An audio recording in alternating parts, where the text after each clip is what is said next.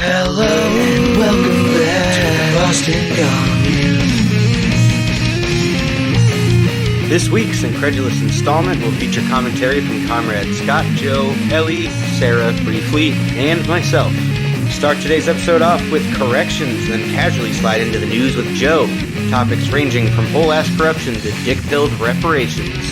Ellie tells the tale of the libertarians that couldn't. I attempt to describe dialectical materialism, and Scott gives a movie mandate.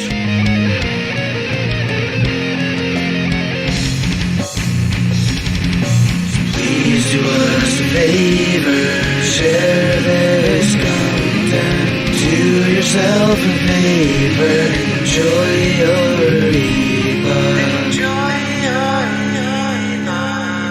This is a tactical debate between social democrats. You're all reformist trash to me.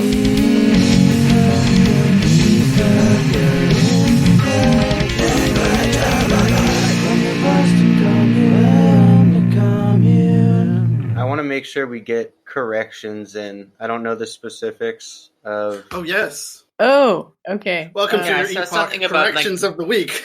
I saw something about, like, bees. Okay. I thought it was funny without context, but... Yeah, bees. I guess there was a context. I don't know. I'd rather let Huffa do this herself, so hang on. No worries. Let me... What was the one I was going to say? Oh, yeah, I said something about the Satanic Temple. Nothing I've said has ever been incorrect. I was wrong about the Satanic Temple as a whole is registered in Massachusetts, but the Satanic Temple sect or chapter that sued the state in regard to abortions was, I believe, the Houston chapter. Yeah, so fuck them. What? Fuck who? The Houston chapter for suing. Why did they sue? I don't even know. Because they wanted to get abortions. Oh, I mean, actually, I support them. Go them. Retract. See, nothing I've said on the show has ever been wrong. Well, so I am Hava. Hi, I'm Hava again.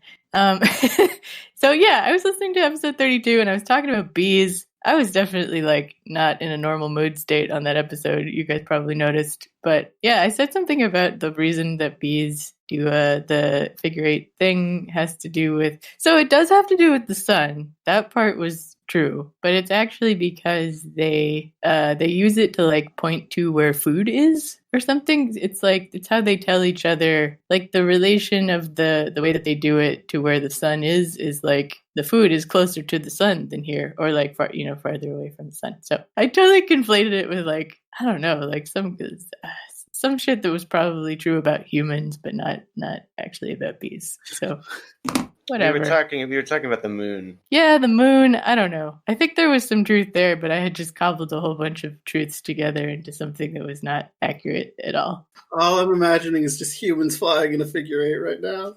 Oh yeah, me too.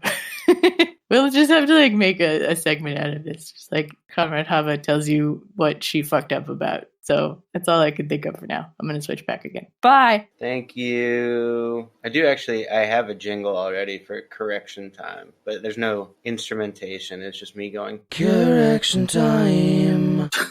Do we have any more corrections, or have we corrected? I think there was one other one that I was gonna do, but yeah, I have a correction. I do say things wrong on this show. Wow, I'm enough of a man. Holding yourself accountable. Incredible, guys. Self-crit, sweet wave.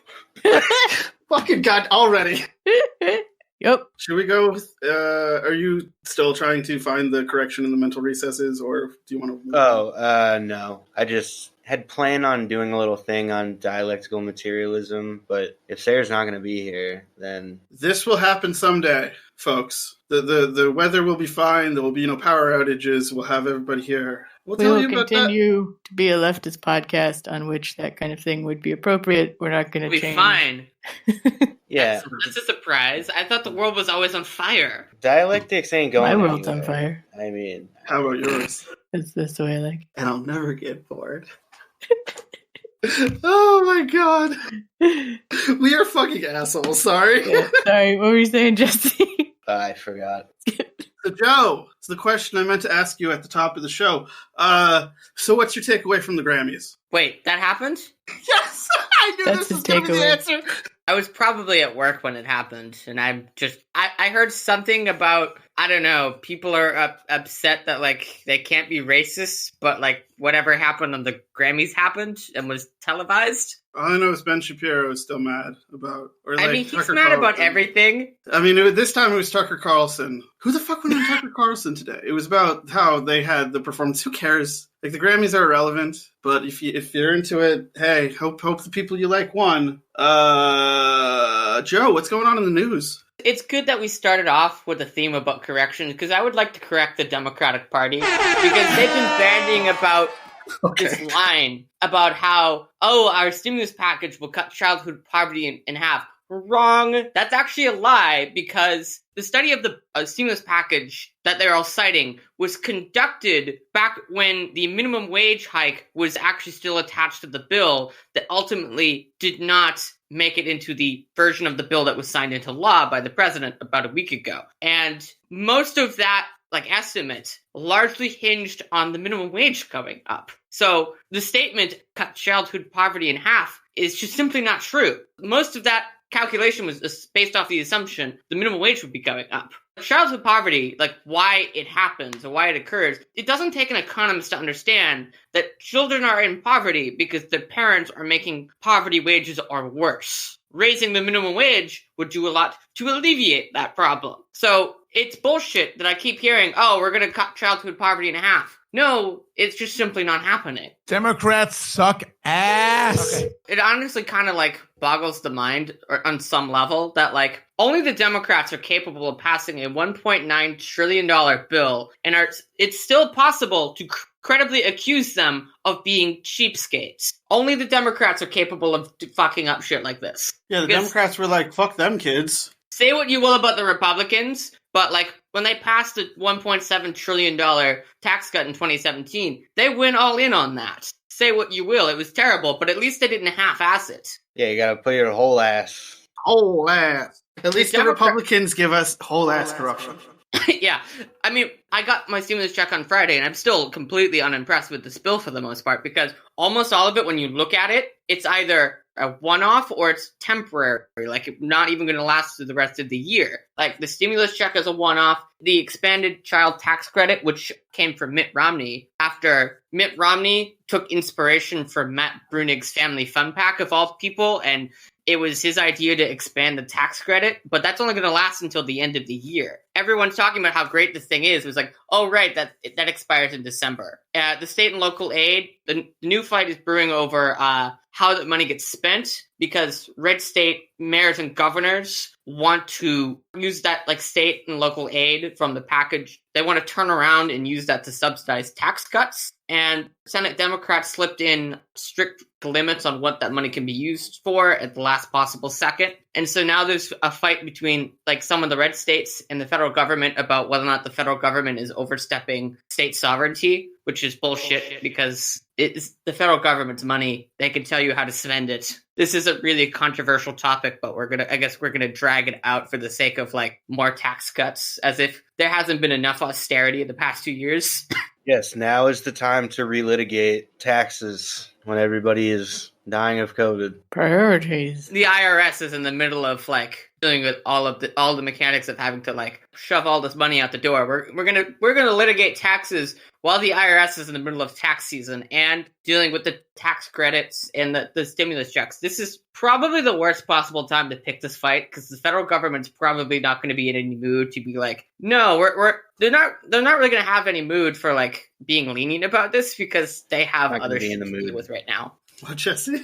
Just think of the whole federal government like, I'm not in the mood tonight. I have a Play headache. some, play some mood music. Just turn the lights down, draw the curtains, light the candles. Federal government doesn't- was like, I have a headache tonight, sweetheart. I gotta wash my It hair. certainly doesn't look good, and there isn't really any good news. The mainstream press, like the New York Times and Washington Post, they're all talking about how great everything's going to be because of the stimulus package. Like the Bureau of Labor Statistics has very different information, because they came out with report last Wednesday, March 10th. Real average wages have actually dropped 0.2% because wage growth is increasing at half the pace of costs. Also, back in January, the Bureau of Labor Statistics put out its report on apparently union membership has declined by 321,000 last year. And so 10.8% of American workers are members of labor unions. And it actually ticked up 0.5% because of how many non-union workers lost their jobs last year. That's how bad the situation is. So I don't see any rainbows at the end of the rain cloud or whatever that metaphor is. The end of the tunnel. At the end of the pandemic. Oh, shit, that's what I wanted to say. Larry Kudlow No! today... Wait, this is funny. Not that guy. No, I want to hear it, but What did he say? He said, oh, that's just a red horse. What? what does that mean? Oh, He's like a kinda red out of herring, but it's good. I love when people mix metaphors. Like, let's not beat around a dead horse here. Like Dave Barry used to be the king of that. Remember Dave Barry, guys? Not you, Joe. No. Not you, Joe. And Joe Not responds, you, Joe. no. Just like I knew you were going to say no. I just wanted to head that off at the pass. No. Yeah, so even with the stimulus package, things look pretty bleak because the Congressional Budget Office said this week that they don't anticipate the U.S. economy getting to pre-pandemic employment levels until 2024 at the earliest. God damn, with these fucking... Oh. And it's projected that we won't hit below like 4% like official unemployment rate until like 2026. And we're at like 6.2% now. So like there's no light at the end of the tunnel. I don't understand why people are excited. Like, yes, we passed a shitty stimulus package. Like it annoys me because if you look at the historical context of like the past century of American domestic politics, it becomes really clear that this is not a stimulus package. This was not a relief package. This was a... Please, for the love of God, do not, start a bread riot because we haven't improved your lives enough yet. If you look at the beginning of the FDR presidency, the reason they moved so quickly with their legislative agenda was because they were genuinely terrified that if they didn't pacify the public, that there would be like a bread riot that would spiral out of control into like a full-blown communist revolution. So this is a $1.9 trillion. We're going to bribe the public enough that they will calm down and not like stir shit up. But we won't fix things enough to actually fix the problem. We're kicking this down the road a few years until something else happens. So people start throwing bathtubs. Guys start throwing bathtubs, I guess. Yeah, big mood, by the way. What? Like Red they do riots in and the France. communist revolution. Big fucking mood. I mean, but I think the answer to why they're happy about it is in the question you're posing. I think they're happy about it because they passed it. And the people who are happy about it are the people who will not benefit directly, but will benefit from the politicking of the Democrats. And like they're being supportive because they could get career opportunities later. It's like I say, it's all bad. I could tell you this now, and I've been saying this for weeks, that like they're screaming like towards electoral oblivion next November. They just basically like signed away their control of the Senate when they signed this bill because Raphael Warnock, for example, he ran explicitly on two things. The $15 minimum wage, that didn't happen. He also ran on $2,000 stimulus checks. That didn't really happen either because they reduced the number, the check number to like $1,400 per check and reduced the number of people who are going to get that check. So he's fucked because he's up for re-election next year. Democrats also have to defend Nevada and New Hampshire. Maggie Hassan is up for re-election next year, went on the record to vote against the minimum wage in a state with like an $8 an hour minimum wage. So given the political climate of next year, which already like inherently will advantage the Republicans, she's probably screwed because she barely won her first term by like the skin of her teeth. She won by like 925 votes in 2016. Statewide? And that was, yeah. Damn. And that was before she voted against the minimum wage. She won by 925 votes as a then very popular governor. So I can't imagine that goes well. They're down probably 2 seats, and they're going to get massacred in the House because the party controlling the White House loses like an average of 34 seats in the midterm, and they have a majority of like 3. And Democrats have been failing to learn the mistakes of history for the past like 80 years. This is like an unmistakable pattern of like structural failure because the Democrats, they get into power, they don't really do anything with their power, they refuse to govern, and then they get wiped out in a midterm. It happened in 46, it happened again at like 68, It happened again in 1980, and it happened 1994, 2010. They're going to get wiped out next year. But there's a pattern. Like in 1994, Democrats lost 54 seats. They lost control of the House for the first time in like 40 years. It took them 12 years to get the House back. 2006, they get control of the House. They lose it 4 years later. Takes them 8 more years to get back the House. They get the House back in 2018. They're going to lose it 4 years from then. And they did because they're pretty fucking Dorks. and they did pretty poorly in 2018. 40 seats looks like a lot, but like relative to like the number of Republican incumbents who retired that year,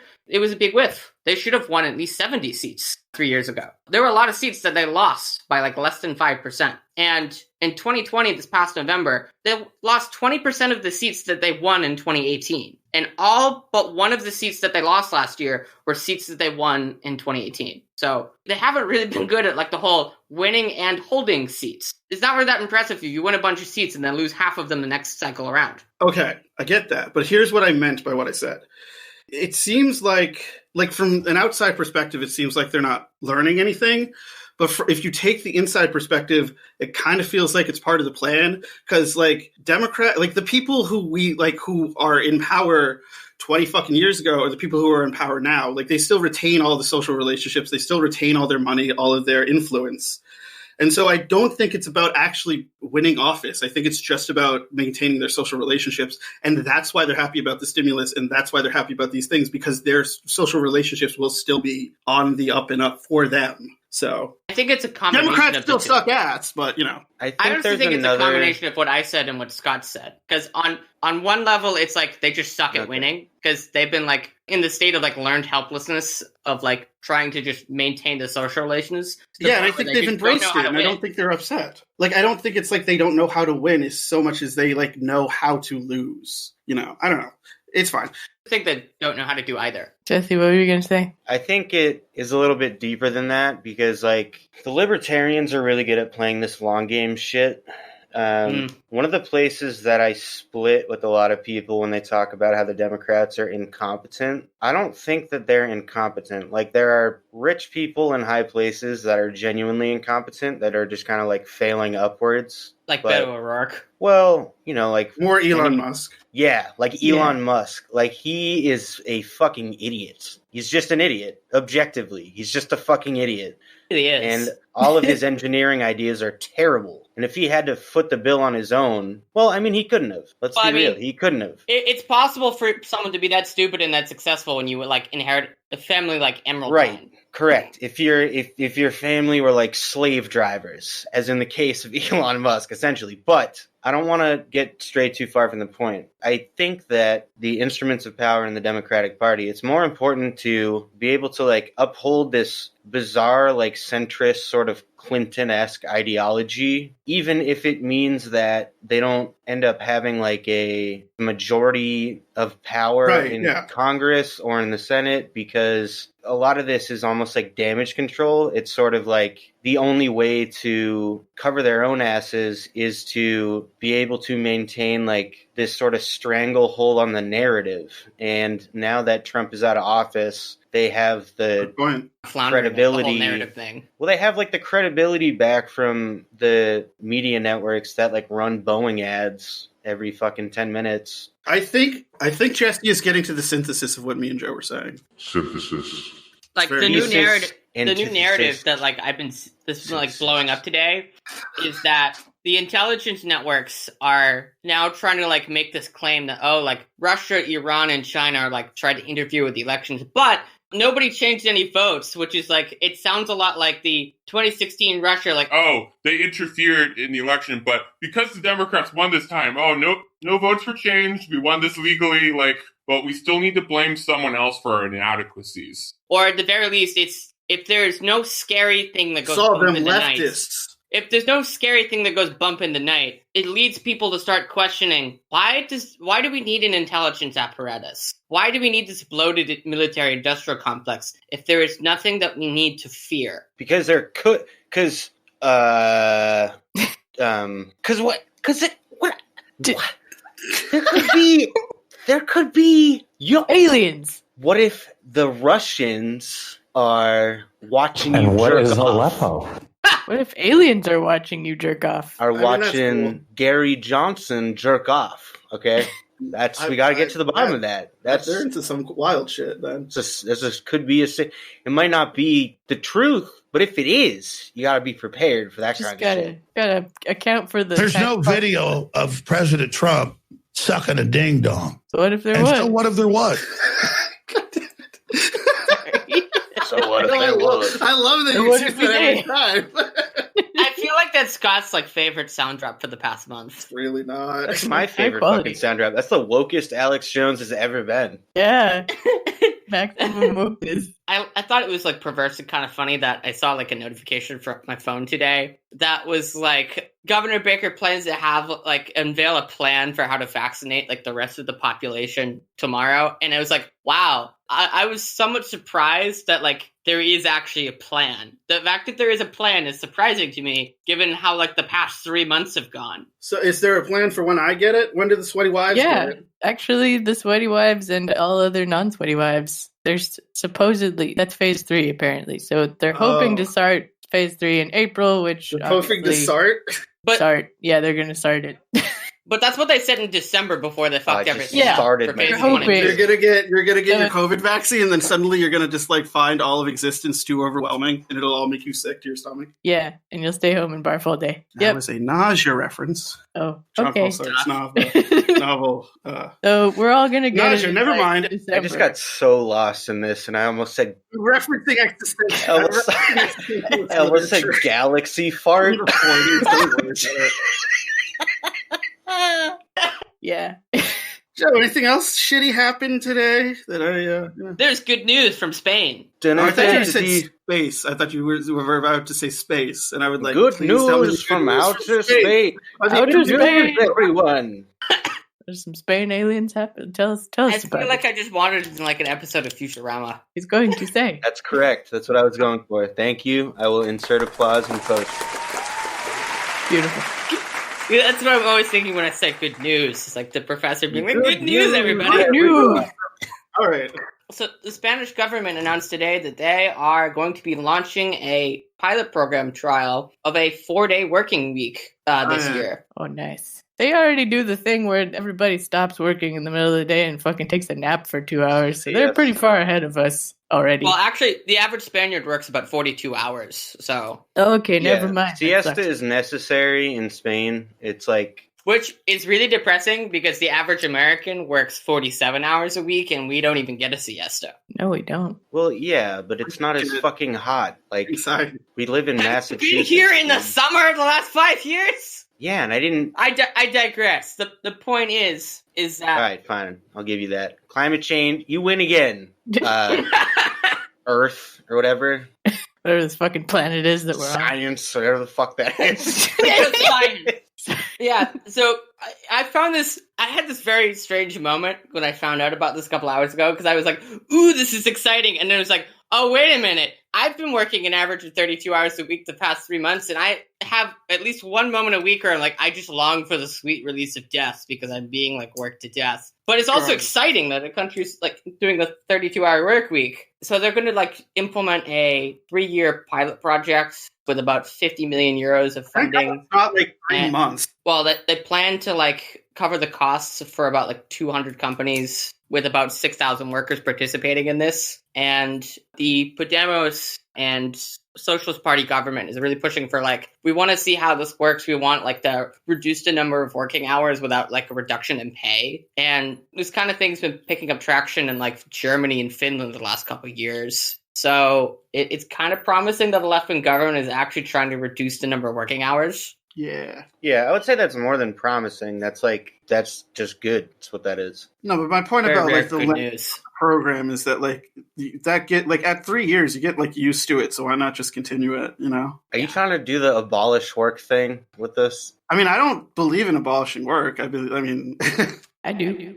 We're going in the wrong direction in the last couple of decades in terms of like number of hours worked because like I've talked about this before about how like socialists and communists a century ago like fought and died for like the 8-hour, 40-hour week workday, and now like Americans specifically going in the wrong direction in terms of hours worked. And the trend is not as bad as in Europe, but like the average European works about 43 hours a week. The average Greek works about 44 hours a week as of 2019. Average Greek. Americans work significantly more for less money. Yes, Please we do. see episode 14 of our podcast. But have you seen our productivity, though? Woo! In fact, GDP. John Maynard Keynes speculated in 1930 that by the year 2030, Americans would only need to work 15 hours a week to be able to provide for their families due to like technological advances and our productivity growth. He got the productivity part right. I said a thing that I should further explain, because I said I'm not about the abolishment of work. Like, what I mean by that is I'm actually about like the recognition that like all of the things we fucking do to live are labor, and so like we like the attitude should shift, and we should like embrace that and pay people for like child rearing and like the music I make and like just anything we do, everything is labor, and that is the recognition, and everything we do we should be compensated for by the government. It's more than like a UBI. It's like just everything should just be provided, and it's kind of like I do believe in like we need a post money society, but like still we'll have to do labor to sustain that, and so our attitude towards labor will need to change. Anyways, that's what I mean by what I said. Well, there was a pretty successful labor note economy like way back in the day, in the 1800s, but it didn't last. Clarification, I say that labor vouchers were successful because they did facilitate the exchange of goods in special markets and negated money theft. Obviously, these markets didn't pose a threat to money or capital on the whole. Oh, Shit. Well, fuck, maybe I'm wrong, but you know, we grow. No, I'm not saying I'm not saying you're wrong. I'm just saying like there were a couple of places in the world where the transition from feudalism to socialism was nearly undertaken with just skipping over the capitalism part. Nearly, not entirely. I mean, it was more like a fusion of the two. Yeah, I can see how that would be shit, yeah. An immediate transition. But like people have had good ideas about different ways of organizing society for a long The marketplace of ideas. Sorry, my headphones popped out, so I definitely talked over you guys. I don't It's fine. know what you were saying, so let's I go literally back. said you can talk, it's fine. Oh, okay. Let's go back like a minute, and then we'll pretend that I didn't have my headphones didn't pop out. Rewind. I forgot to laugh backwards. I'm sorry. Nice.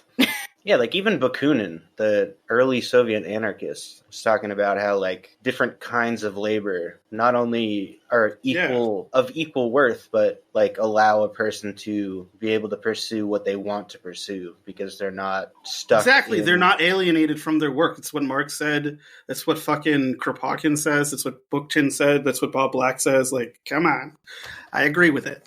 It is interesting. I mean, like, when you talk about, like, production, there are multiple aspects to it. Like, you have the means of production, and you have, like, the tools of production. And the tools of production have been privatized. Well, the capitalist owns the property, but, like, the workplace environment has been socialized for a long time, like, since the Industrial Revolution. It's just that everybody is fucked equally. Yeah. Don't you love it, folks? Joe, do we have any more news? Do we have any Massachusetts news? The MBTA's service cuts went into knew we were effect 2 days talking ago. about. Yep.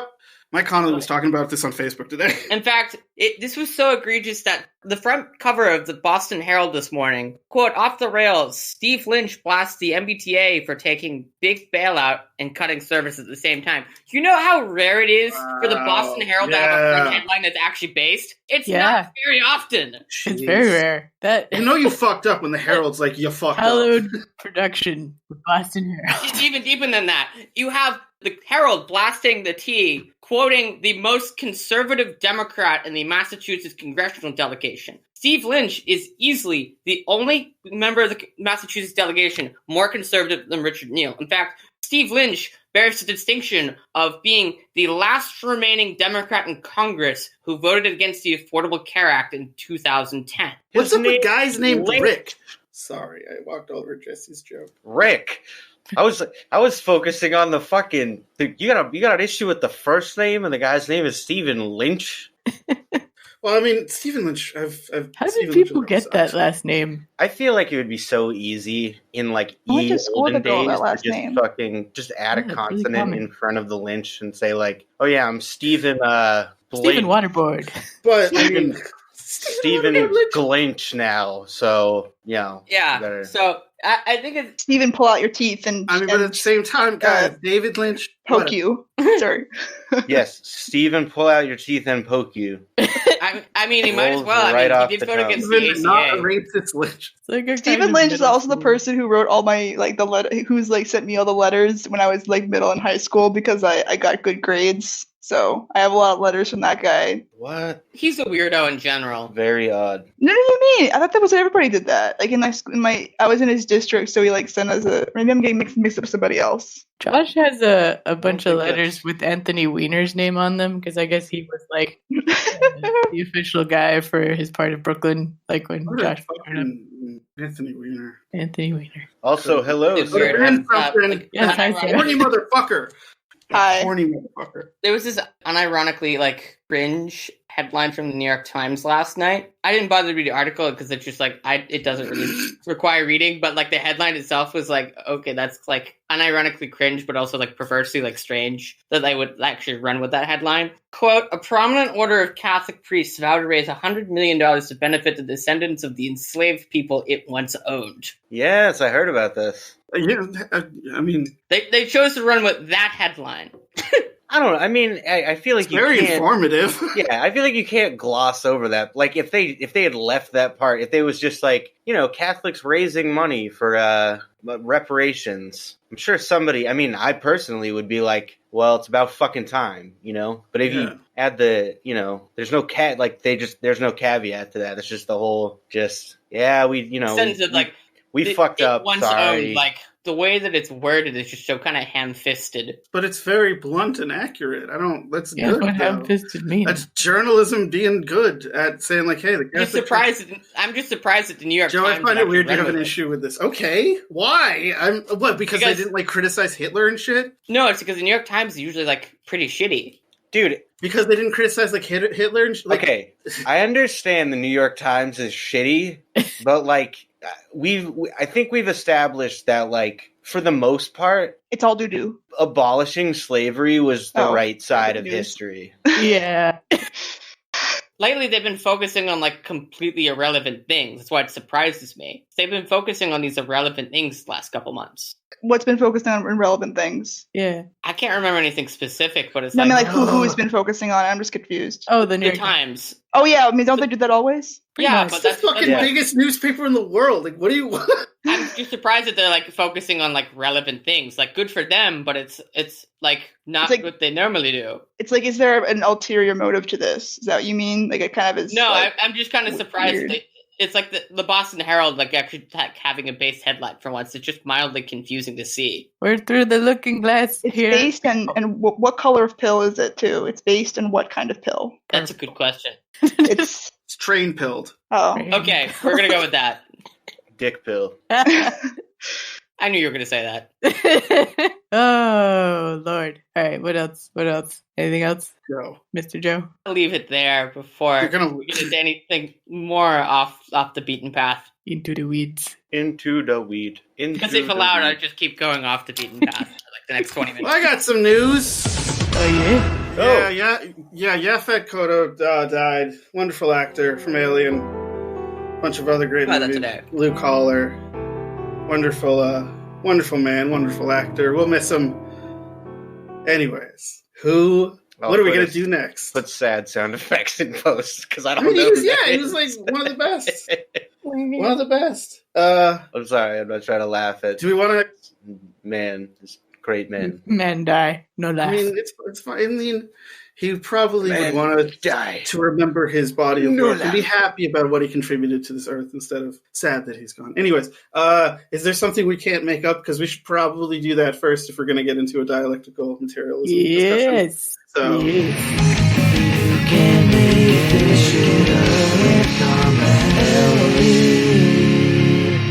This week, finally, I have something that I don't think sucks. This is actually completely due to my my friend Cam, who is one of my best friends ever. He is such good person. Such good friend for to have a friend with. And he's actually friend the only one of my friends who listens to this podcast. Cam, come on the show. I know, I want Cam to come on the fucking show. Anyway, here it is. This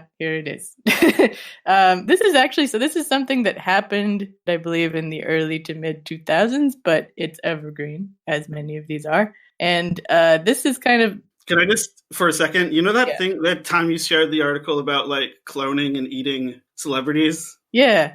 That actually made the rounds again like a week ago on Twitter. Really? Yeah. So that's still evergreen too. So yeah. I mean, the great thing about this stuff, I'm always like, oh, this isn't news because I get brainwashed because we always have shit that's current. But this stuff, you can't make it up. Doesn't really matter when it happened. It's like nice when it happened recently, but sometimes it happened a while ago and it's still like, wow, I can't believe you can't make that up. So anyway, this article that I'm going to paste is it's basically an interview with a guy who wrote a book about this thing that happened. So it's a little bit weird, but I'll try and cover it in a way that's easy to understand. Basically, and I'm glad that we brought up libertarians earlier because... and all their weirdness. This is just a nice little story about... And what is Aleppo? About... At some point, I believe it was in, the mid 2000s. So another thing is that my friend Cam, who showed me this, used to live in New Hampshire and used to live among Free State Project libertarians. So they had a lot of personal ties to this general topic. Basically... Cam, come on the show to talk about that, because I'm really fucking interested in what that was like. Yeah, I think you should. Please do. No, even like, regardless of the fact that we're doing this story right now, like, please come on the show. Please. Anyway. New Hampshire, live free and die. Live free and die by bears. Yeah. Live free and get attacked by bears. Yep. So there is a town, I believe it still exists, called Grafton in New Hampshire. And in the mid 2000s... it would be live free and then just a slash mark. Yes, live free and... There was apparently, quote, a small group of ragtag libertarian activists who apparently were like a pretty big tent bunch. I guess they had some variation among their beliefs, but they were all libertarians. And they started moving to Grafton, New Hampshire in 2004, and they launched this thing called the Freetown Project, where they were like, we're going to take over the government of this town, make it like super libertarian, get rid of all of the like regulations and the tax expenses and the rules and shit, and just like get rid of all that stuff and make it hella libertarian. And so they did that. They did a whole bunch of stuff, like they hamstrung the police force. They started getting rid of or ignoring like regulations about trash disposal. They kind of put a stranglehold on fire services, the public library, like road services, and the road services. I was hoping it would fucking get to that. Yeah. Valley is already like they put a suspension on road services like 20 years ago based on the state of the roads in this part of the state. So the fact that New Hampshire is right next door doesn't necessarily surprise me. Yeah, they had no fucking... Yeah, they got rid of all that stuff. The guy, the author of this book, which is called A Libertarian Walks Into a Bear, his name is Matthew. That is genuinely funny, yes. I know, right? Yeah, I love that title, A Libertarian Walks Into a Bear. It's very good, yeah. This guy, based. Matthew Hetling, that's the author of the book. He keeps saying like all these things were cut to the bone. You know, they cut them to the bone. They cut all these services to the bone. You know, and then what happened? Well, lots of Bear stuff. cuts them to the bone. It wasn't even just like, recycling rates went down. Yeah, that happened. But like neighbor complaints about each other went up. The town's legal costs went up because they were constantly defending themselves from lawsuits from the Freetown Project people. The number of sex offenders living in the town went up. The number of recorded crimes went up. They had actually never had a murder, and then they had their first 2 murders. Riff-raff, look what happens. I just need to pause here. This is like a perfect distillation of like every stereotype of libertarians just coming to fruition. I'm so glad you brought this to our attention. Thank you. I'm so glad for bears. Any furries? Yeah, I don't think furries like libertarians, but I don't know. Oh. Anyway, I mean, yeah, there weren't anybody in furry suits, but there were. That's the thing, you know. All this shit happened, as the author says. Basically, Grafton turned into a Wild West frontier type town, they ended up with only one full-time police officer, one police chief, and he had to stand up at the town meeting and tell people that he couldn't put his cruiser on the road for a period of weeks because he didn't have the money to repair it. And then the bears showed up. I actually really like the way that he puts this in this interview. He says that it turns out if you have a bunch of people living in the woods in non-traditional living situations, and he mentions earlier that like people were starting to live in like yurts and cabins and all sorts of non-traditional living situations, and each of them is managing food in their own way and their waste streams in their own way. And you're essentially teaching the bears in the region that every human habitation is like a puzzle that has to be solved in order to unlock its caloric payload. And so the bears in the area started to take notice of the fact that there were calories available in houses. And that's the thing. It wasn't just that. The bears weren't just like, okay, there's calories there. Some people fucking started feeding them. There was a lady who was quoted, I think, in the book only as there was donut no lady. "Don't feed the bear" signs. Well, they're not going to pay Bear attention lady. to them. Yeah, they're going to be like, Don't tell me what to do, Dad. I mean the man. Yeah, there was literally a lady who, again, in the book, she's quoted as, she's named as Donut Lady because she kept feeding Bear Queen. she put donuts and other shit on her front lawn so that bears would come and eat them. Motherfucking Bear Queen. I love her. Yeah. So, and that's the thing. Like, some people Love were to see that on a feeding driver's bears. license. Bear lady. Donut. I mean, donut lady. Donut Lady. Way too many letters, bro. Donut L Lady. Yeah. The other problem was that, like, some people were feeding the bears. Some people were shooting the bears. Some people were putting bear traps on their lawn. Some people were throwing firecrackers at them. Some people were putting cayenne pepper in their garbage. So the bears were getting a lot of mixed messages there. And so, yeah. I feel like the bear trap. I feel like humans were walking across a lawn were more likely to accidentally step into that than the bear. This is fucking absurd. You know how we dealt with this in Taos? Bleach. Just put bleach around your trash. Yeah, it'll do it. But in Taos, I bet people fucking listen to each other and aren't libertarian.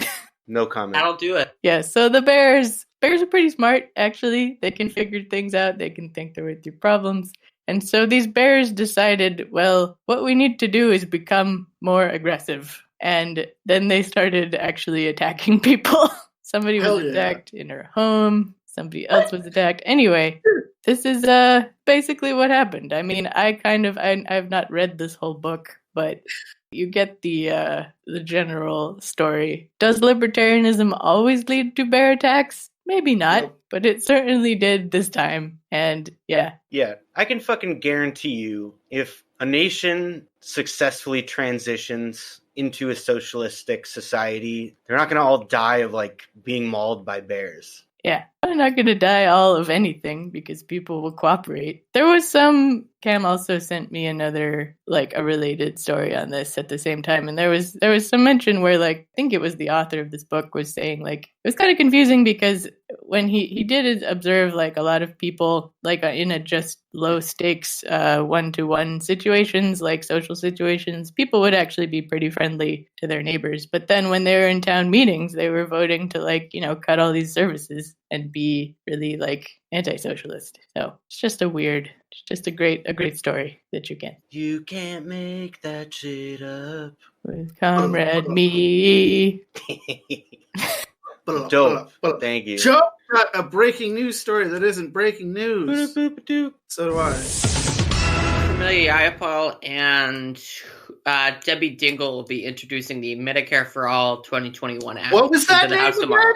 Debbie Dingell Of Michigan. So, oh my god, what a name. Whether or not that actually gets through the House, it's not going to get through the Senate, but whether or not it gets through the House, that's a good question. It probably won't go anywhere, but like the fact that it's getting introduced on the floor is a good pressure point, at least like remind people, hey, we're still in a pandemic. Maybe we should do something about this disastrous healthcare system. The pandemic has given a whole new, really disturbing light on like how necessary single-payer healthcare actually is. All right. That's it for the news for real this time. I really want to have something intelligent to say about that, but I just can't get over that name. I don't have anything. I don't have anything intelligent to say about it, but what I can say is Jimmy Dore is a fucking dumbass. Well, yeah. Thank you for saying that, because that helped me calm down. Because I want you to do something for me, Jesse. Oh my God, I want you to do this for me. Yeah. What do you Don't fucking make that voice. Get me first. Wait. Second, I want you to create whatever you can under this, but I want to give you as clean of a take as possible. Okay, everyone, shut up. Debbie Dingell, this is your jingle. There it is, folks. Oh, yeah. There it is. Yeah. Is she right. single? Are you single? She's actually a political dynasty in Michigan, which is like either her dad or her. So her dad you're saying she's a queen and I should pursue her. Debbie Dingell, this is your jingle. Single, jingle, are you single? Debbie Ding, this is your jingle. Dingle, ding, sing, Debbie Ding, single. No, like her dad was in the house for like 50 years or whatever. So it's kind of funny that like no one's brought up like how funny that name is until now. Yeah. I mean, back in the day, men just walked around being named Dick, and nobody said a word about it. Dick Jingle. Dick. Dick. I think I feel like I'm breaking some HIPAA thing, but one of my clients was named. Amazing. Beautiful. There's probably a ton of. Well, just bleep it out. That's kind of not Also, Biden says that Cuomo should resign, and he's open to working towards abolishing the filibuster. Hey. Yeah. Yeah, I mean, Talk is cheap. Plus, the problem is that like even if let's say they, for the sake of argument, that do away with the legislative filibuster, that doesn't actually change the state of play, because Joe Manchin and Kyrsten Sinema still exist. I know.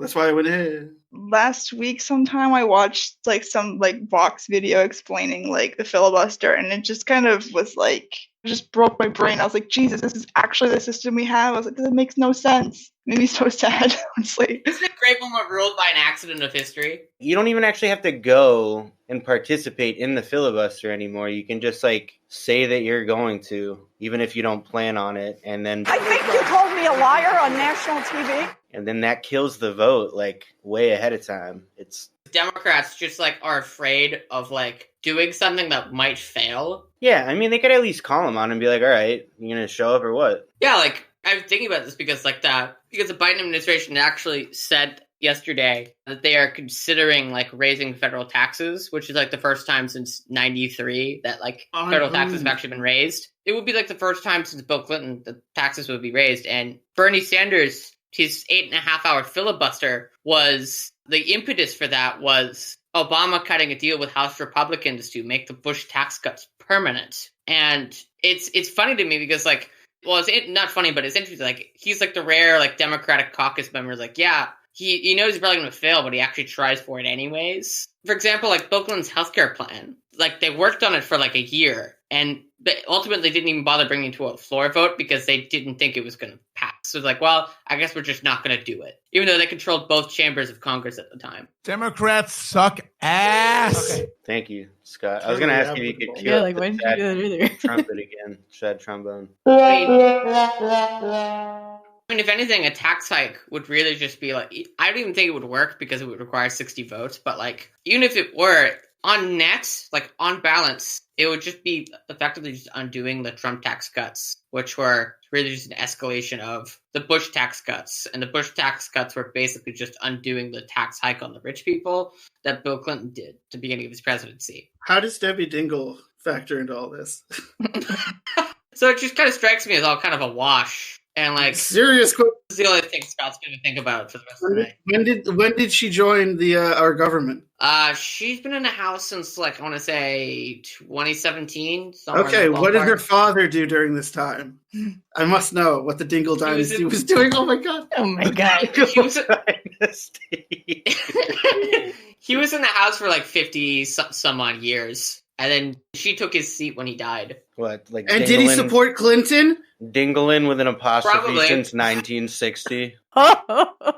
Straight Dingellin. Yeah, he supported Clinton's Dingellin. Oh no. Oh boy. I'm sorry. Deeply apologize for my. Apparently, it's just like a normal Irish name, right? Like there's like a County Dingle or something. Yes, I've been there. It's fantastic. Gotta live in Ireland. Cool. It's fantastic. You heard it here, folks. It is. It's this like small little coastal town. Is awesome. Wet ass P word. I don't know. I thought that was applicable. Western Ireland is a great place to be. Yeah? Yeah. Why are you here then? In Boston? That's a good question. Yeah.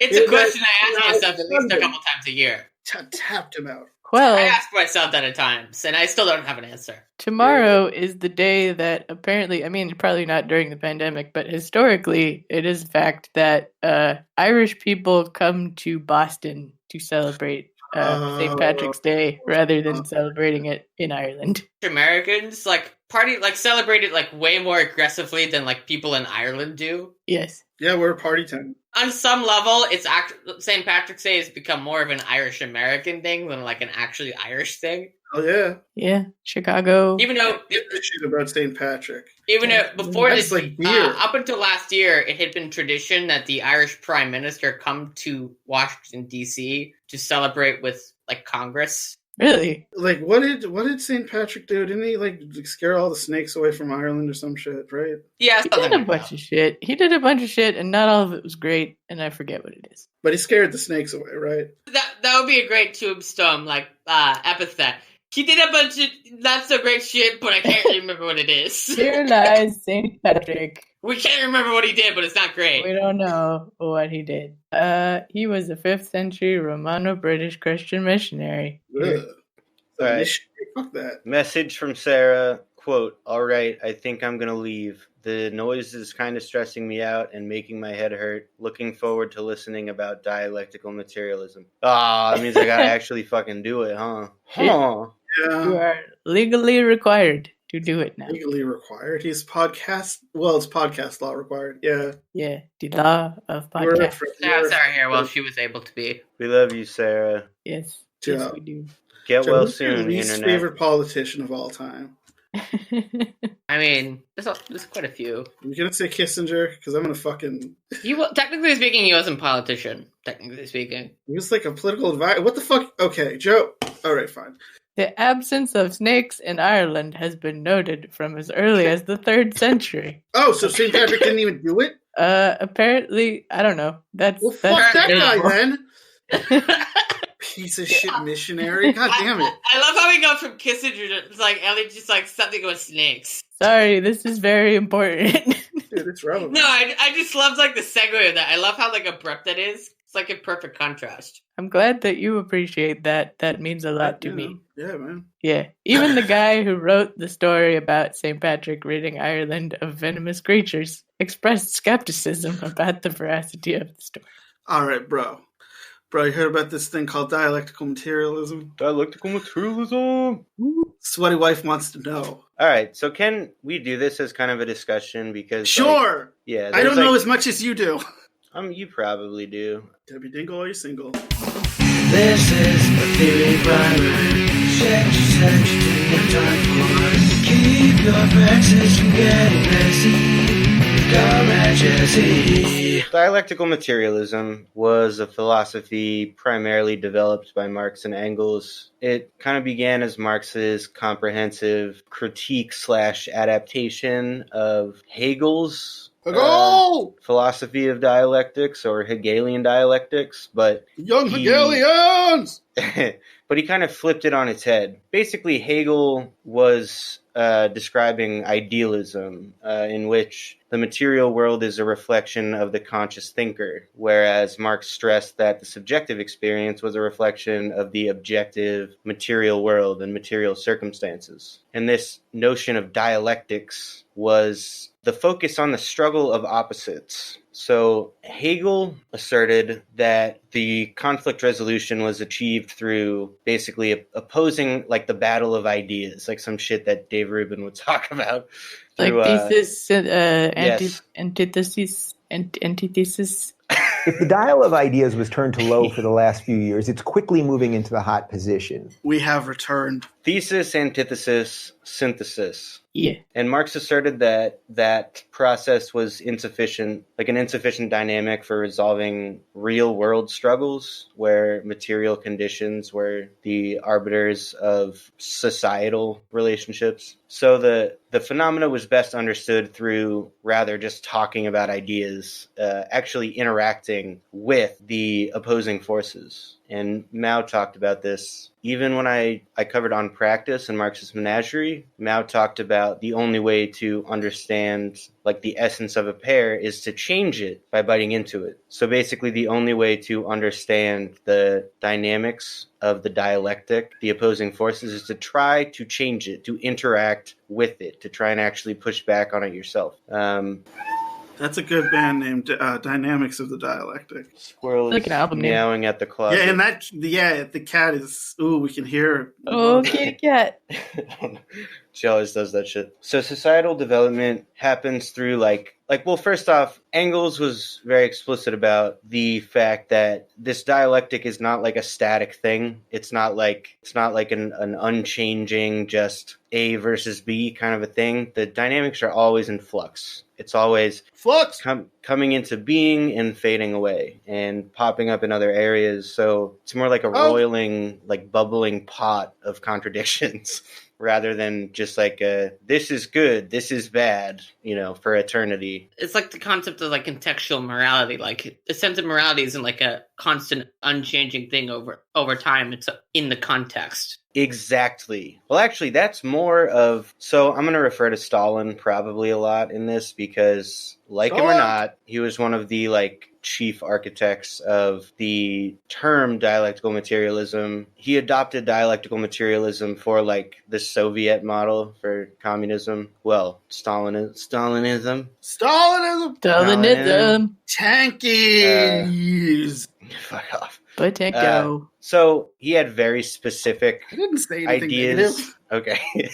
He had very specific ideas of how the theory or the philosophy of dialectical materialism applied to society. He was very anti-reformist. Part of dialectical materialism is the idea that small changes, small individual changes, like quantitative changes, eventually amass into a larger qualitative change, which is exemplified, for instance, with water, the changes of state. You have a freezing point and a boiling point, but you achieve those states through slowly heating or cooling the water. And it's only at a certain tipping point where a definitive, observable change in the quality of the state of the water happens. But if you change that water, you're changing it a fraction of a degree at a time. And this sort of serves as the model for changing the shit. I might have to look this up. Changing the shit. The shit. Basically, the way that society is structured, I forget what it's called. The term I was looking for was relations of production.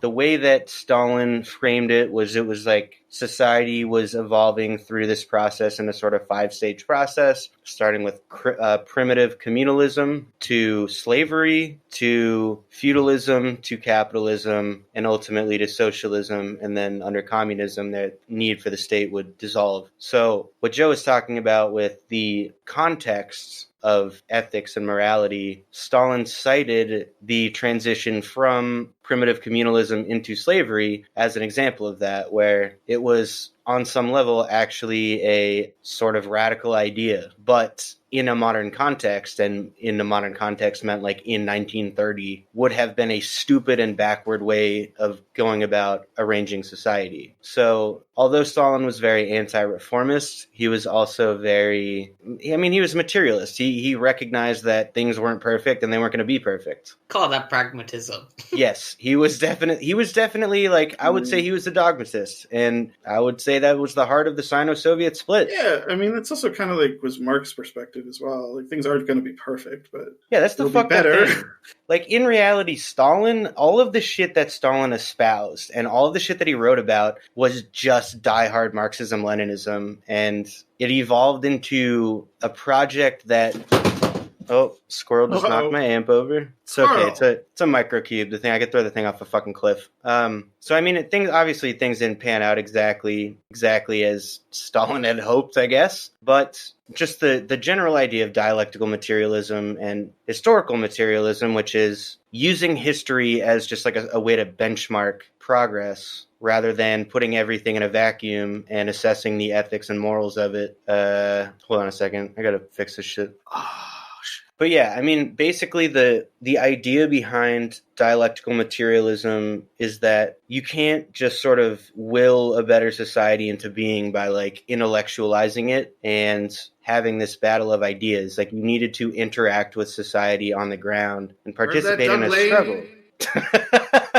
Thank you.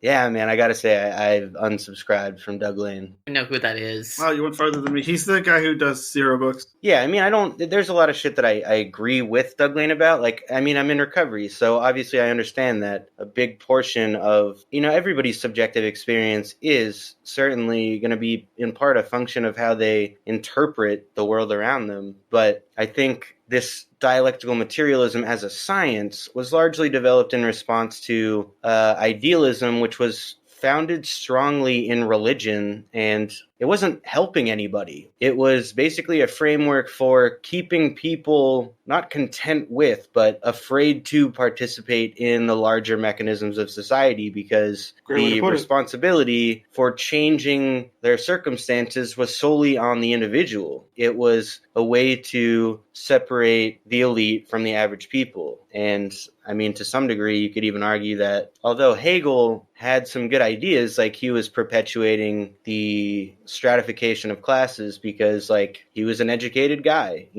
whereas a lot of other revolutionaries, like, one of the first things that they did was they took the Marxian doctrine and just basically gave it to everybody, make sure everybody can read and write, and then start teaching them. Che Guevara did this. Mao did this. Thomas Sankara did this. Like, they did it in the fucking Soviet Union. Cuba has a 100% literacy rate, largely because Castro went out of his way to establish a strong literacy program so that, like, the peasants would be able to read. Right. So yeah, dialectical materialism, the struggle of opposites, it's always in flux, it's always changing, basically serves as a framework for societal development and progress. Always put everything in its context. Don't think about things in a vacuum. One of the ways that I think about dialectical materialism in a modern context is all of these philosophers and theorists, they wrote about the transition from a capitalist society to a socialist society or a communist society in very different, the environment was different, you know what I mean? Like, they didn't have the internet. Some of them hadn't yet encountered something like Standard Oil or Amazon. The best that they didn't have the internet, because they wouldn't have to deal with the cesspool that is Twitter. Yeah, but dude, like, no porn though? Fuck that. Well, anyway, so at least in Stalin's text, one of the things that he stressed was basically the tools that man use are very important determining factors in their societal relationships. So, like, I mean, obviously that's basically what sets us apart from other species, is that we refine tools and we refine new ways of making tools, and we use those tools to make new tools. And the way that we structure society, particularly in the workplace, determines our social relationships. So the ways that we structure work and ownership go a long way to determine what the subjective experience is and what the power dynamics are. Yeah, and that reaches pretty far, right? Like, even into the concepts of the family and what have you. Oh, hell yeah. I mean, it touches everything, but I want to, if I can, divorce it from any particular interpretation. Like, I'm using Stalin because, other interpretations of it pretty quickly stray away from Marxism. But I do like the Vietnamese interpretation of it, just given that I think Ho Chi Minh was fucking brilliant, and I really respect the way that Vietnam has been able to implement like a sort of slower transition toward socialism and just adopting increasingly more like socialistic ideas and integrating that into culture, rather than Stalin basically tried to do like 100 years worth of changes at once. And I do think there's a context, because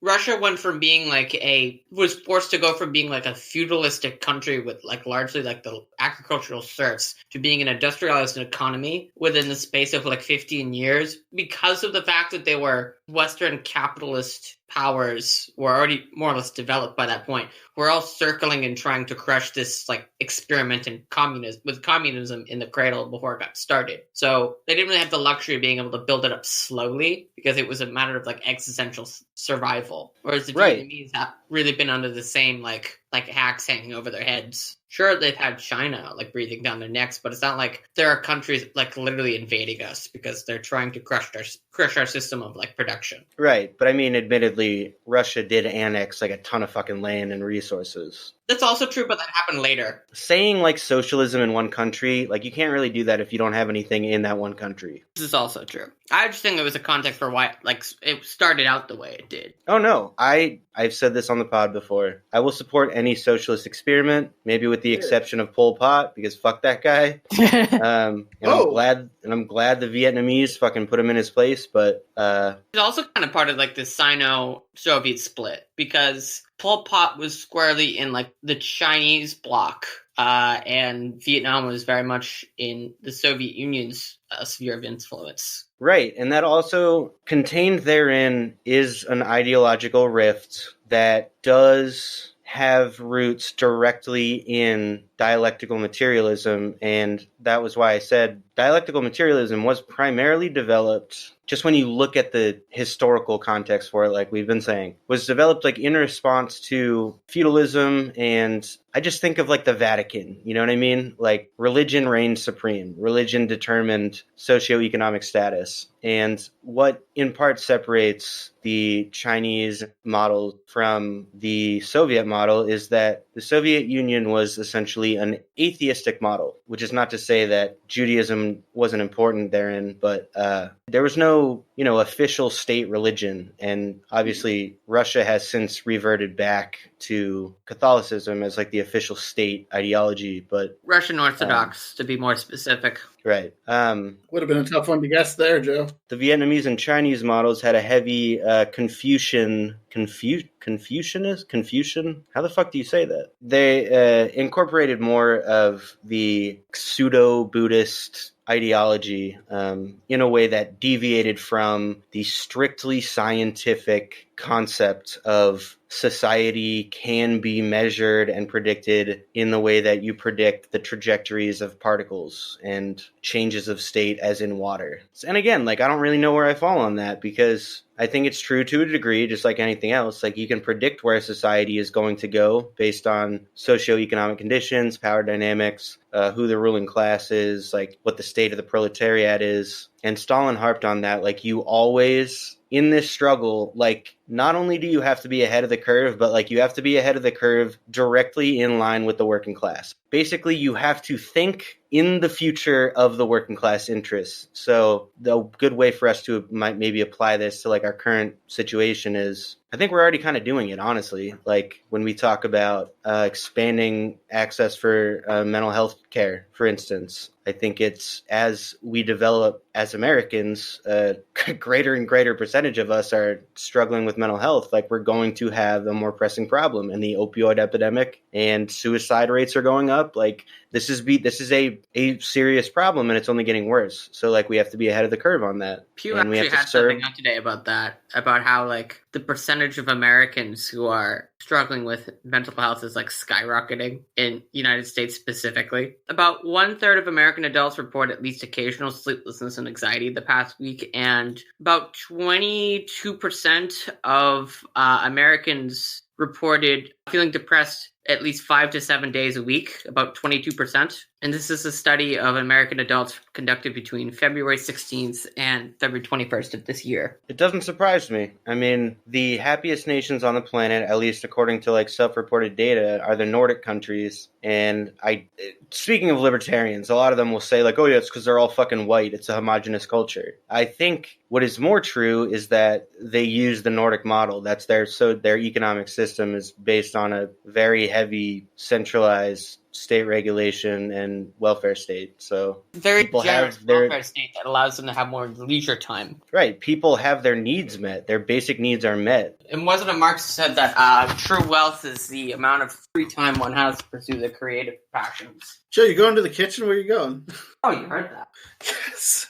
And so the last point that I want to make on this, just before we get into a more discussion-y aspect, section, is the dialectic makes it easier to separate ourselves from the capitalist class in a very legitimate way. We don't live in this harmonious world where we have the job creators and the people that are just working their way up the food chain. No, it is we are in direct conflict with the people that employ us because they are trying to squeeze every penny out of us that they possibly can, and we are trying to work as little for as much money as we possibly can. That is a dialectic. That is the struggle of opposites in essence. Capitalist class and the working class. We are not the same. The end. Yeah. Whenever you see a capitalist, you just go, yeah, we don't. They don't go here. We don't know them. The one nice thing about working for my particular employers is that dialectic is very, very clear.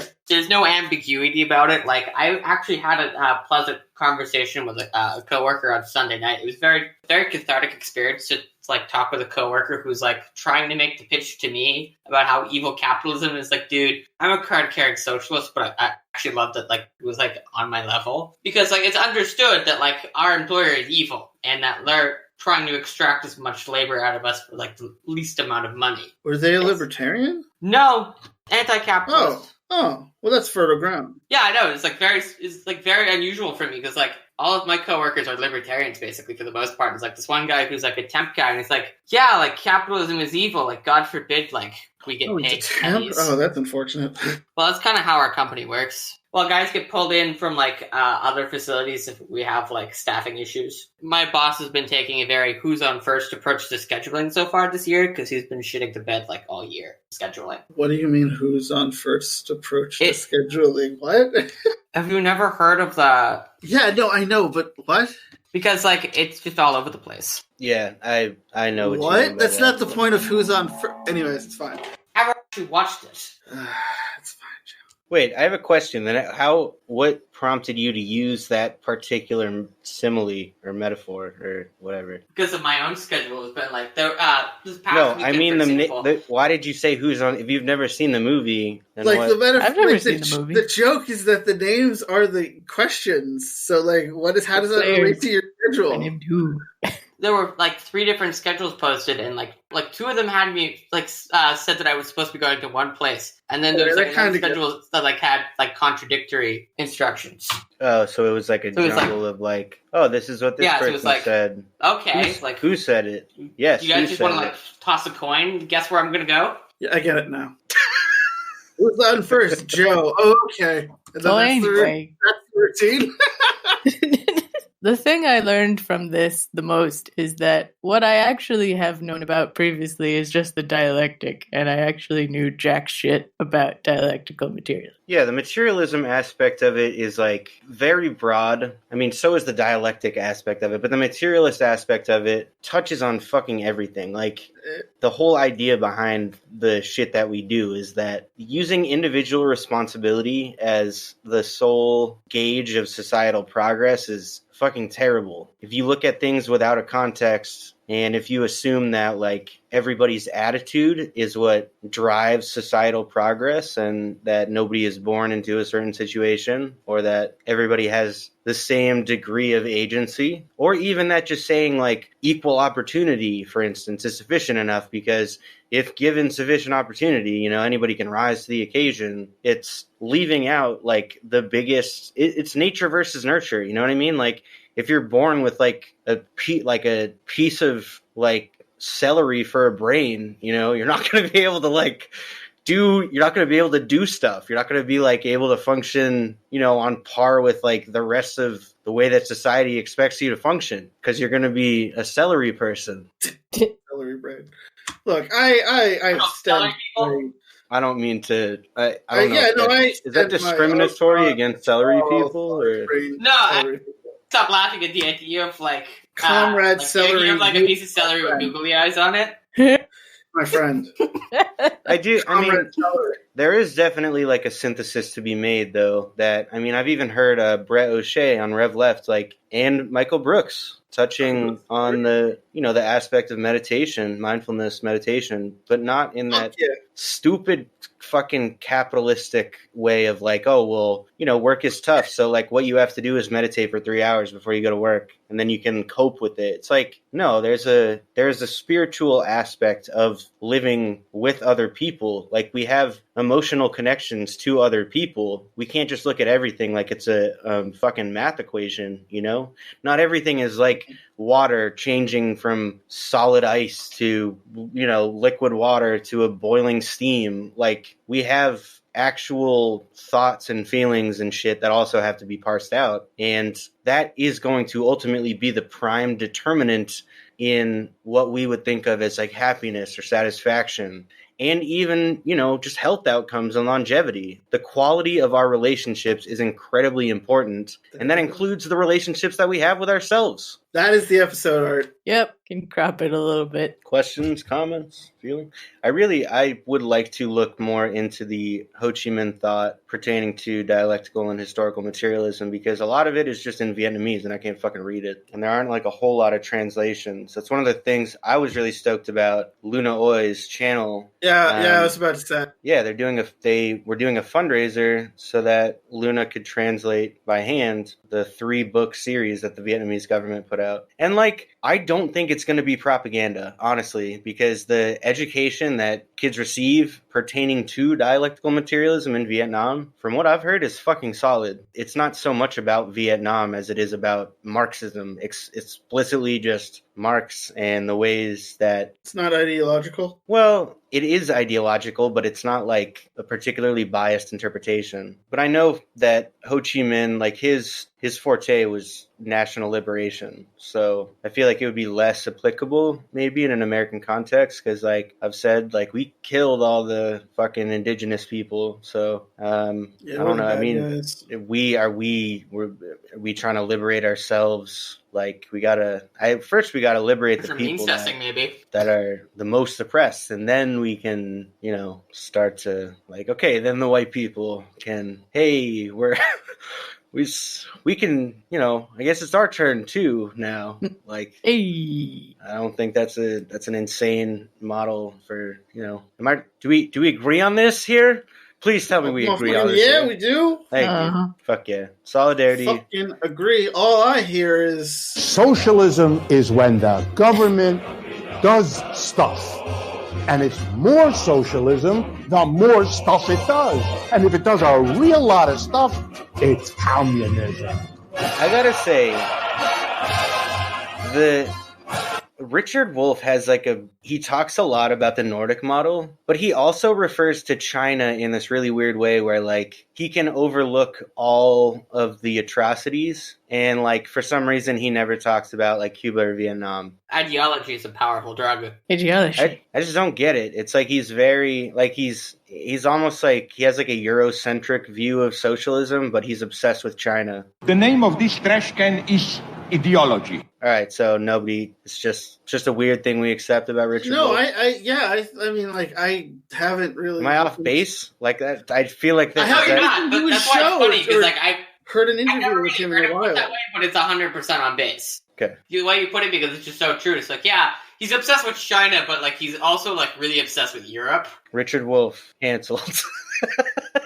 Fuck you, Wolf. Nah, he's okay. He's okay. Scott, do the sound effect. Hey, he's all right, Mr. Wolf. He's an all right guy. Do the sound effect. What? Wait a minute. The wolf sound. The woo. Yes. No, because here's the thing: is they keep adding sound effects and different sound drops, and they have a wild animals tab now, and there's no fucking wolf on this page. That's so wild. But there is a bear. Got a bear. Got a walrus. All right. What is the name? What the fuck? Watching Critter Vision by accident again. What is the name? Oh, that's the mosquito sucks. Okay, I'll stop. What was the name of the grizzly bear that was in the Soviet army? Is that a real question? I don't know. Yeah. I'm just gonna Google it. That's so wild. It It has to be asked as whether or not it's a real question. I don't know if I'm pronouncing this right. It's Wojtek in It was Tate? Roman alphabet. No, it's like Woj. I'll just type it in the chat. No, I'm kidding. Here. Oh. Wojtek? Yeah, Wojtek. Wojtek, yeah. That's a fucking cool ass name for a bear. Good old Wojtek. Look at that fucking the guy. Oh, he's my friend already. Could be Wojtek. It's Wojtek. Wojtek. There you go. It's Polish. Wojtek or Wojtek. He's my fucking friend. I want to hug him. Look at him. Ooh, very cute. Yeah, sorry. Correction. He was a Syrian brown bear. Yeah. It's fucking. Oh, he wants to cuddle. He doesn't want him to cuddle. That's his cuddle noise. They apparently treated him really good. Like, he was a good bear, and they treated him good. He was a legit comrade, and he was a fucking bear. How is he? Did he like kill fascists or whatever? I don't know. Or some fascists camping a little too close to where he lived and killed him. And then they're like, this bear. He's very small. He did. No, I think he was just a baby. Oh, he's very adorable. Oh, he's a baby. He was a normal sized bear. And he got big beach. Well, I think he had like he was. They couldn't pay him, so they gave him rations. Like, he was like an official member of the Soviet army. He was like amongst the ranks. You know what I mean? He wasn't like just a. Imagine that you join the army and there's a bear who's like your superior officer, and you're like, what the fuck? Yeah, the bear ranks higher than you, and he can tell you what to do. Oh yeah, they actually did give him jobs. He I want to know what. Jesus, I love this bear. Yeah, what did he do? Let's see here. I love him. This is some shit you can't make up. He helped move crates at the Battle of Monte Cassino. Joe, what did you just say? Yeah, they put ammunition on him. Oh, he served with the 22nd Artillery Supply Company. This bear rules. He became a corporal. And then yeah, so he did have a fucking rank. This bear was a comrade. I'm telling you, he was a fucking corporal.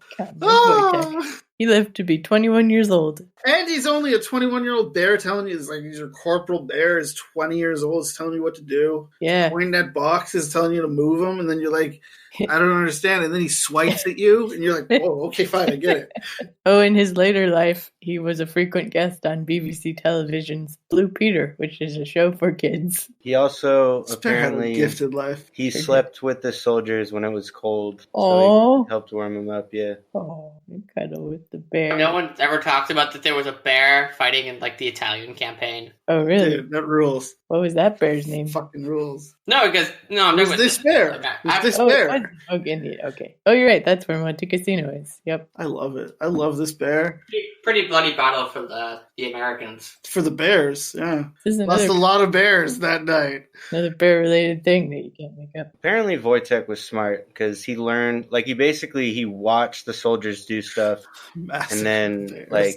Mimicked them. He learned to salute and shit. He drank beer. He smoked. And he drank coffee in the morning. He's a comrade. He's a fucking comrade.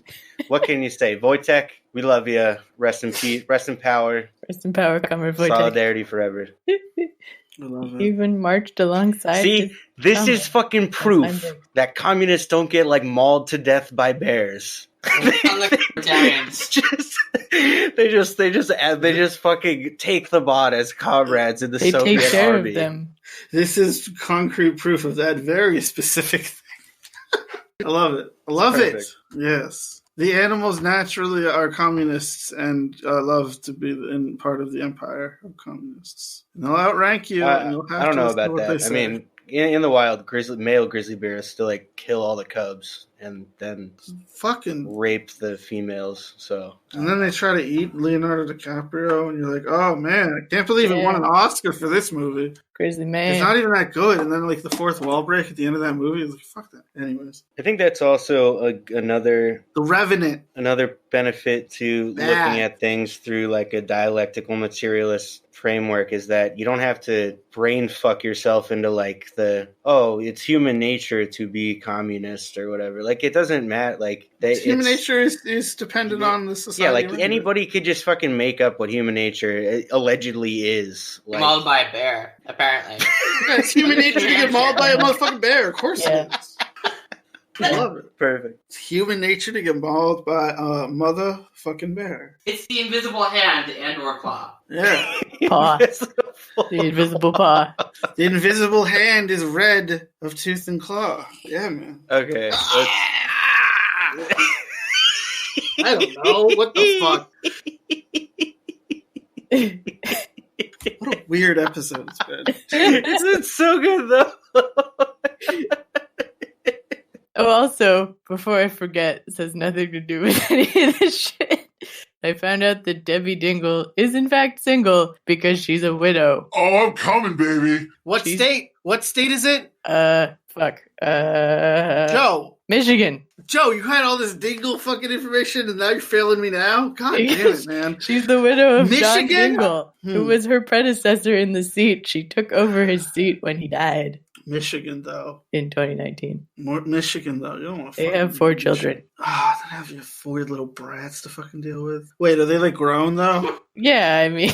Oh, okay. Oh, they all have their own. And if I marry her, I would take her name, because I gotta. Yeah. Yeah. Debbie Dingell, we're coming for you. Free Press. Okay. The Detroit Free Press. Oh, he was very. Wait, I don't give a shit about John Dingell's kids. I give a shit about Debbie Dingell's. The John Dingell was her husband. Oh, I don't give a shit about. Wait, is he dead or is he? Yes, he's dead. Oh, well, okay. That's what I'm saying. Sorry, guys. Hella dead. He was very old. He was like 92. If they made him, I know they just said that he was 92. You're just a little dead. He is fully dead. I guess we're at the point in the episode where we just kind of casually forget what I say, and then you just say it like right afterwards. Joe, Yeah. you're getting decapitated again. That's why. Yeah, I don't know what your input. French you are gotta outside. Figure Joe. some shit out, Joe. Yeah. I'm sorry. I tried to reason with your computer. A clown show. Park the car. What? Really old. Really old? Yeah. See, that's all that's the only What did thing you just that say? we Really hear. old? What the fuck? You just said really old. That's all we heard. Yeah. Yep. What do you mean really old? What the fuck are you referring to? John Dingell. He was really old. He was like 92. What the fuck? That's not what I was saying. Oh my god, I love it. Okay. All right, you all should watch. Comrade Scott tells you what to watch. All right, you all should watch The World to Come. It's a fucking movie. It's good. It's about frontier women and the love that blossoms during the harsh New York winter when your husbands are cold, hard Christian men who are very distant. It's a good movie. It's written by the guy who wrote the novel version of The Assassination of Jesse James by the coward Robert Ford, which is my favorite movie. And the movie really has that feel. But yeah. It's pretty good. Go watch it. That's how my Jesse, are you gonna do that thing where you take Scott's sentence and after you should watch, then you put in the theme song? Yes. Why do you have to? All right. You can cut that out if you want. You're just revealing a little bit too much. You could cut it out. It's the magic of editing. Love you, Joe. Joe, do you know how vital you are to this show? Joe. No, evidently not. What? Oh, all right. That means we have to keep telling him. He's Joe. Joe. He's Joe, and I'm Scott. That's what he was. Hey, Joe. The fucking SoundCloud. I'm Joey B. Joey B. Joey boy. Yeah, so I'm Scott, the Sweaty Wife. You can find me on the SoundCloud, that's Sweaty Wife, and on the Bandcamp. The SoundCloud. What? At Bandcloud. Not SoundCloud. Sound Camp. Yeah, I'm doing a thing. I said, who cares that I said the SoundCloud? Jesus Christ, man. Yeah, you can find me on the It doesn't really SoundCloud. matter. As you can hear, Joe is doing some mason jar project. Strategically interrupted me. Jesus, man. That I was love him. unintentional. Right. This is why. Oh, dude. This is why I don't feel bad about interrupting Joe. Sometimes I feel bad when Ellie scolds me, but in retrospect, I don't. Joe walks all over everybody. Joe, we love you, but you do kind of. It's fine. We do. That's the thing. When I say, at least for myself, when I say I love you, I fucking love you, dog. I love you. I'm not lying either. I love you. Joe. Joe, we love you. No. Joe. What did you yeah. say? Yes, that's the most. Guys, okay.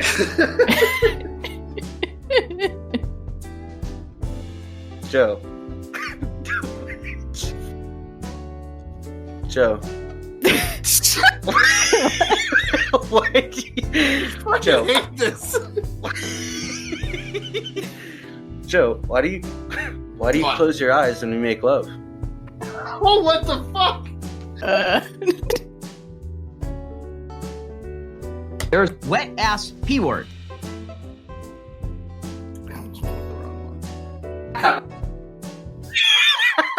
What? I'm genuinely like, okay. All right, let's get. You guys. There's no video of President Trump sucking a ding dong. And so what if there was? Jesus Christ, every time. You do it every time.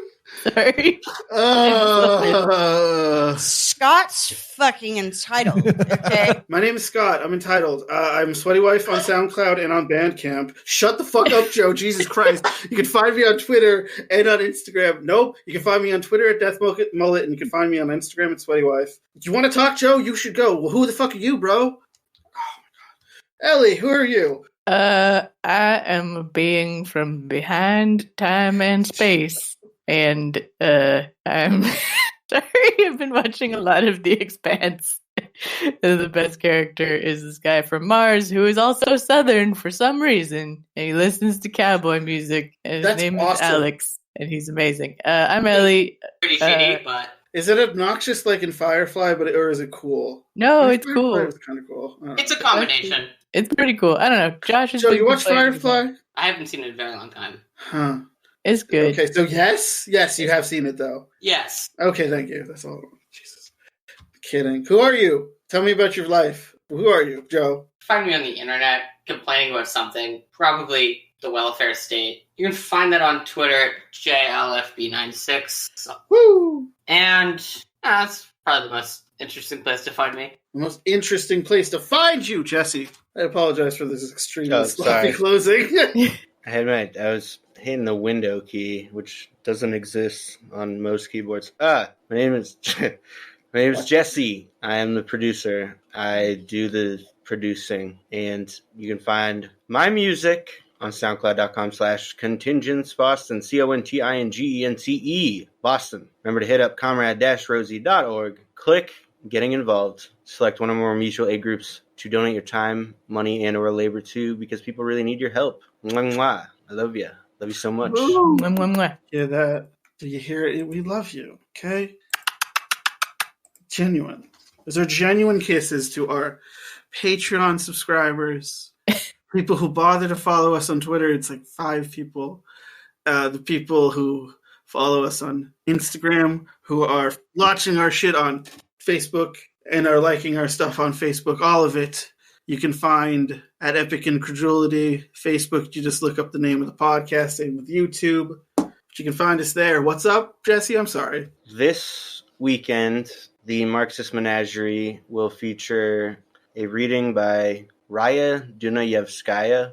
That name's pretty wonderful. I'm just saying that name by memory, so it's probably incorrect. But it's another really good Marxist feminist reading. So stay tuned for that. Hell yeah! And also stay tuned for our 3rd movie club episode. Hava and I talked about Interstellar. And somehow the 2 fucking audio tracks got compressed in a weird way, so I've had to edit it. A lot of work on that one, but it's turning out pretty good. It'll probably be out sometime tomorrow on our Patreon. That's right. Patreon.com/Epic Incredulity. And as always, at least now, because we're being consistent with this motherfucker, Batankdo. And that's your Epoch, baby. Baby. Yeah. Yeah, baby.